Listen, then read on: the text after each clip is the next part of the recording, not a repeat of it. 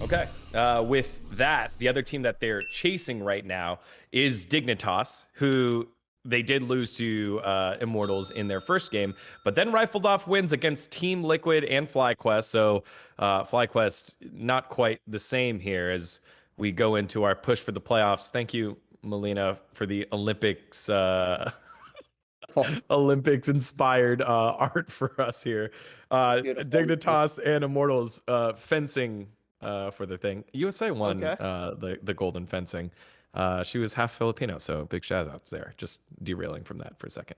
Dignitas have to play CLG, Cloud9, and TSM next week. Do we feel like Dignitas in their current form, again, that has shifted? No Saligo. He's not done with his academy trading arc.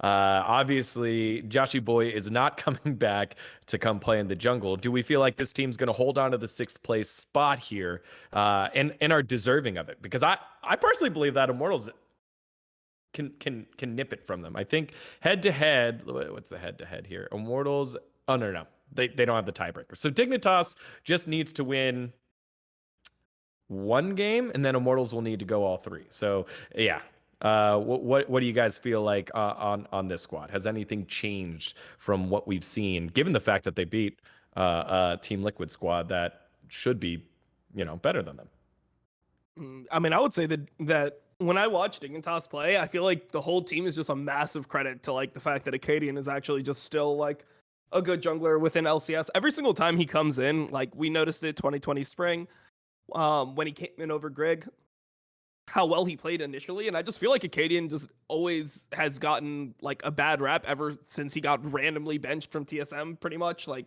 there was no real reason why a player who was actually performing hard and carrying games in like semifinals to get his team to finals, and then like was good enough to win a title. If Sven didn't get caught with Ezreal right before that Baron in game 5, TSM just wins that split. Somehow he went from that to being like hard stuck Academy a year later, when he's just always been at least a decent LCS jungler. I think at worst he's like a mid-tier LCS jungler. So I don't know. I just feel like Acadian is doing super well, especially if you consider the circumstance that he's in. Like he had to join a team with Yasui, who's also coming in. Yasui was experiencing nerve issues too. Like the team obviously wasn't expecting to play with him. Like Dardoch just had this massive blow up and got kicked from the team randomly. So the way I see it is like, I feel like he's right now making a case for next year. It's like when I look at Dignitas, I don't expect them to do any damage in playoffs, but I really hope that one of these teams picks up somebody like, like Acadian, Contracts, these types of players. Like they're good enough to be in the league. I'd much rather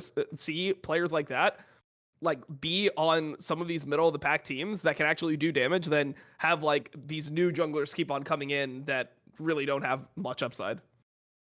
Or like maybe it's not that they don't have much upside, but it's like they're whatever upside they have doesn't make it more valid than somebody who's able to like actually play the game at a much higher level right now. Yeah, what are you seeing from Dignitas here, Alice? Well, I wanted to jump on the jungle thing, right, about Acadian in general. So, like, one of my thoughts on junglers in NA, or like why it's so easy for some people to just get left in the gutter, right, is laner discrepancy is so large, I think, across teams. And when it's usually pretty rare, right, that a jungler has really bad laners and they still manage to stand out. That's just in general, I think, across almost any region, right? Because of the way that they're demanded or asked to play. So I think that, like, in Acadian's regard, like, Blabber is arguably considered the best jungler, like, in NA, right? Along with Spica, I think. I think most people would hold that position. I don't know about you, Dom, but I think that those two are probably considered top 2, if not at least top 3.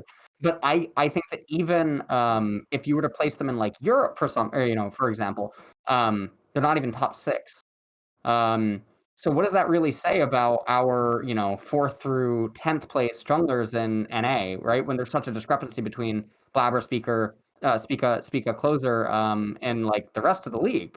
It means that there's not really a whole lot of discernibility, and a lot more weight falls on the laners inside of LCS leagues. So like for Acadian, I think it's pretty easy for him to just come in and sort of play, because there's not a whole lot of discernibility between junglers in general, I think. But a lot of that is, again, due to incompetence, mostly due to the laners. So like for Dignitas, I don't know. I don't see them edging out over Immortals in the end. I think that Immortals just seem to be holistically a lot more cohesive, and they also seem to be willing to deviate from the norm even more than some of the other teams inside of the league. So I think that that's probably where their main edge is. That's not. So when you bring something up like that, the strength of the laners and not being able to be discernible, is that a problem of the jungler? Or is that a problem of the laners? No. The That's on junglers aren't able to be as easily discernible due to laner discrepancy. I mean, what I would say there is like I feel like Acadian has actually made a lot of difference when his laners have been laning poorly. So that's like why I give him so much credit. Is I know how hard it is to jungle with bad laners. Like fuck, man, I played on Curse, right? So like when I see somebody like Acadian have to deal with that, it's like for him to win a game, like for example this last game that we saw him win, for him to win a game like that on Volibear, he has to like get like 4 or 5 ganks off and like dives off in the game. Like normally junglers might not even make one gank happen an entire game. Like everything could be a team play. Maybe it's like he'll do like a 3-man dive with his mid laner, or support will join or something like that. But the fact that Acadian is like he's finding so many angles and he's affecting the game so heavily from the jungle position, I give credit to that, because it's like, man, he's not getting like carried by, it's not like his laners are putting him in positions where he's able to just like piggyback off of it, where you know, like if you're playing with a laner that's super dominant, they just shit on the lane so hard that you just show up at any point. It's like the guy's half HP, missing his flash, like no TP, and you just